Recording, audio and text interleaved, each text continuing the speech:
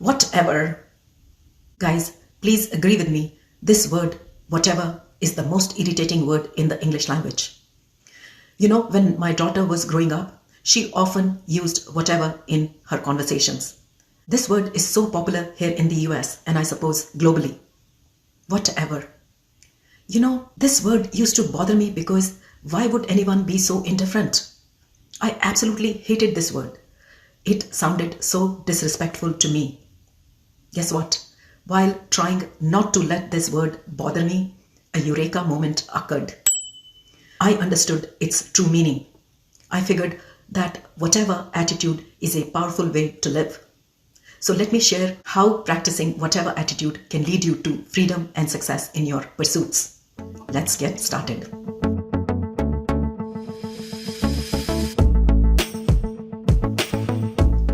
As I'm growing up, I am realizing the power of whatever. But before we go any further, let me clarify. I am not referring to whatever attitude as shown by some grumpy teenagers.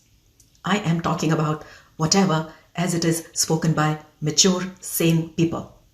This phrase may sound casual and nonchalant, but it holds tremendous power. If you have dreams and goals, which I know you mighty heroes surely have, adopting whatever attitude as a mantra for life can be incredibly useful.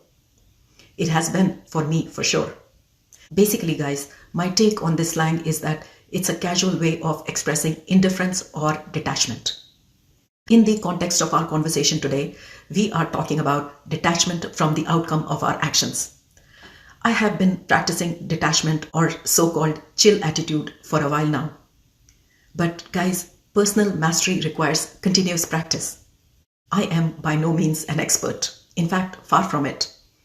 But why do you need to be detached to make progress in life?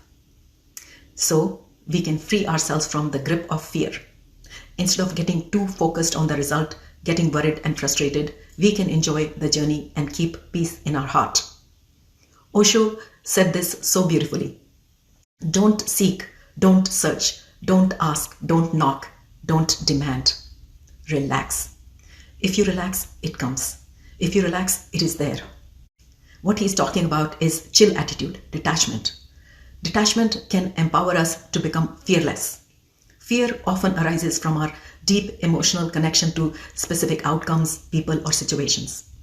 It pushes us to procrastinate. By the way, guys, allow me to recommend to you my earlier video on how to overcome procrastination.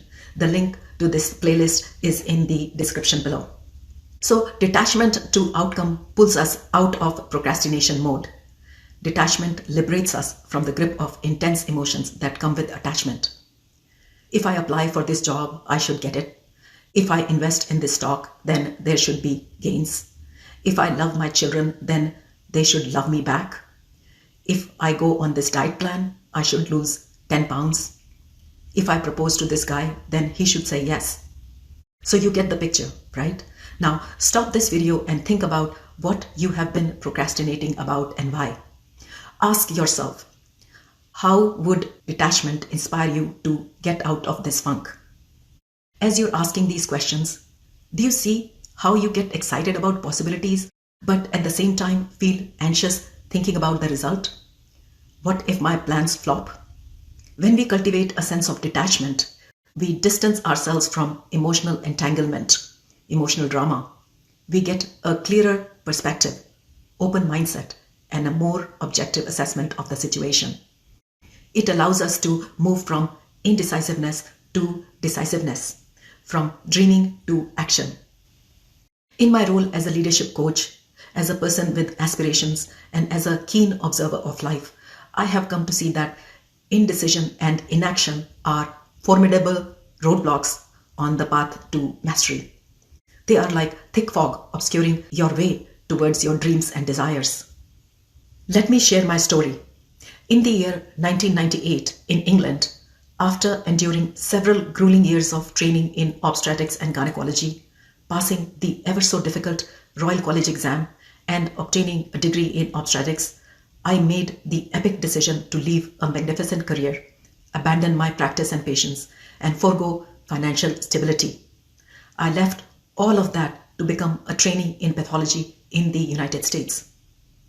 Major investment of sweat and blood down the drain. This transition meant leaving England, trading a Victorian house for a dingy apartment in Omaha, and committing myself to a long and arduous 6-year training in pathology. I decided to go through an extreme makeover. And guys, I am not talking about the makeover that makes you look like a queen or king, but the one that causes you to wrinkle rapidly. Seriously guys, it was a seismic shift from being a consultant to becoming a trainee, from making a generous living to struggling on a limited budget. Plus, guys, my family bore the weight of this decision. We faced many moments of deep emotional and financial turmoil. But how did we do it? By practicing detachment, by staying away from outcome of our actions, by adopting a whatever will be attitude.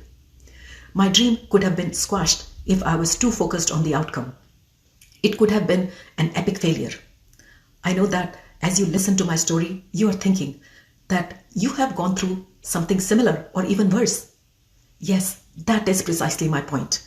You have taken a voyage through uncertainty and fear. How did you do it? You know, you practiced detachment from the result, and that is why you are here. You not only survived, but thrived. You did it before, you can do it again. As for me and my family, this journey through uncharted waters, risking stability and comfort for the promise of growth, was very, very tough. We adopted a detachment attitude. We changed our fear into faith. In those moments of weakness and struggle, I discovered resilience and strength I never knew I had. The sacrifice and struggle became the catalyst for personal and professional metamorphosis. That burden was definitely worth taking. My life has been transformed simply because I was detached to the result.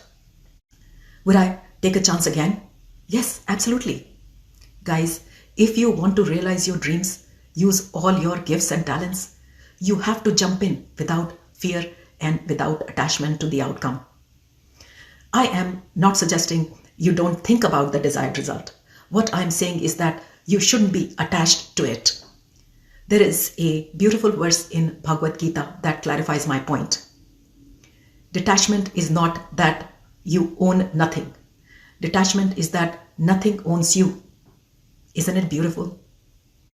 Usually people see detachment as being away from everything. Actually, the greatest detachment is being close to everything and not letting it consume you, not letting it own you. I explained this concept in my earlier video titled Ambition Trap. In addition, allow me to recommend another playlist on my channel, Visions and Dreams. The links are in the description below.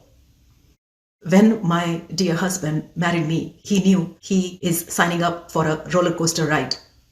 But for you, if you don't like roller coasters, then enjoy merry-go-round or water slide.